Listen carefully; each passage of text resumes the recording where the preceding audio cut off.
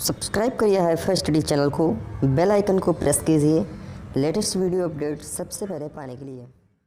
Hello दोस्तों, आप में से काफ़ी सारे स्टूडेंट इस टाइम बहुत ही ज़्यादा टेंशन में होंगे कि क्या पढ़ें, क्या अंतिम सेमेस्टर के एग्ज़ाम होंगे या फिर नहीं होंगे और एडमिशन कब होने वाले हैं। तो इस टॉपिक पे हम बात करने वाले हैं। सो हेलो दोस्तों, एक बार फिर से आप सभी का बहुत बहुत स्वागत करता हूं आपके अपने चैनल हाईफाई स्टडी 2.0 पे दोस्तों।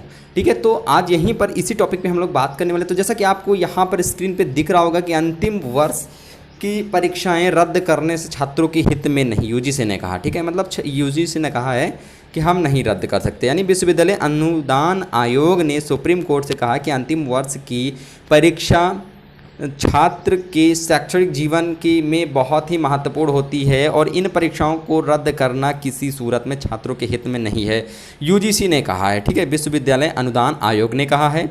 अब यहीं पर अगर बात कर लेते हैं कि विश्वविद्यालय, ठीक है, विश्वविद्यालय अंतिम वर्ष के रिजल्ट के बाद डीएलएड में प्रवेश हो सकता है। डीएलएड के प्रवेश को लेकर के भी काफ़ी सारे स्टूडेंट चिंतित हैं कि कब हो सकता है डीएलएड में प्रवेश। तो यहाँ पर आप लोग समझ रहे हैं ना कि मतलब अंतिम वर्ष जितने भी विश्वविद्यालय हैं उनके अंतिम वर्ष के जब रिजल्ट्स आ जाएंगे उसके बाद ही डीएलएड में प्रवेश होंगे।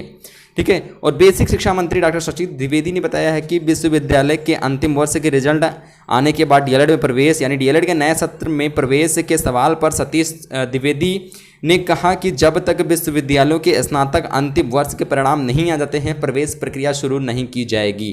ठीक है, यहाँ पर ये बात इन्होंने कही है। साथ में यहाँ पर ये भी बात कही है कि जो छात्र डीएलएड अंतिम वर्ष में पढ़ाई कर रहे हैं यूट्यूब चैनल के माध्यम से ऑनलाइन पढ़ाई करते रहें, यूजीसी के मानक के अनुसार अंतिम वर्ष की परीक्षाएं कराएंगे। ठीक है, यानी इन्होंने कहा कि जो भी छात्र अंतिम वर्ष में हैं वो यूट्यूब चैनल के माध्यम से पढ़ाई करते रहें और यूजीसी के अनुसार अंतिम वर्ष की परीक्षा जरूर से जरूर कराई जाएंगी। डीएलएड की सेमेस्टर परीक्षाओं पर निर्णय जल्द होगा। सेमेस्टर की परीक्षा पर निर्णय जल्द, यानी परीक्षा नियामक प्राधिकारी कार्यालय की ने शासन को डीएलएड व अन्य परीक्षाओं के संबंध में प्रस्ताव भी भेजा है। अब यहीं पर अगर हम बात कर लेते हैं कि अंतिम वर्ष सेमेस्टर परीक्षाओं के मामले में सुप्रीम कोर्ट में सुनवाई 18 अगस्त तक टल गई है। ठीक है साथियों, 18 अगस्त तक जो है ये सुनवाई टाल दी गई है, जैसा कि आपको पता था कि ठीक है, तो ये टाल दी गई है। और अंतिम वर्ष सेमेस्टर परीक्षाओं के मामले में आज हुई सुनवाई अब मंगलवार यानी आज संडे है, मंगलवार को 18 अगस्त 2020 तक के लिए टाल दिया गया है। आज हुई सुनवाई के दौरान छात्रों के पक्ष में वरिष्ठ अधिवक्ता डॉक्टर अभिषेक मधु सिंघवी ने रखा। वहीं युवा सेना के ये ठीक है 29 अप्रैल को देश में कोरोना महामारी के चलते 1137 थी और आज लाखों में है। यानी इन्होंने ये भी कहा है कि 29 अप्रैल को 1137 थी और आज लाखों में संख्या हो चुकी है। महामारी की स्थिति भयावह होती जा रही है, ऐसे में परीक्षाएं कैसे आयोजित की जा सकती हैं, ये बात यहाँ पर सुप्रीम कोर्ट में रखा गया है।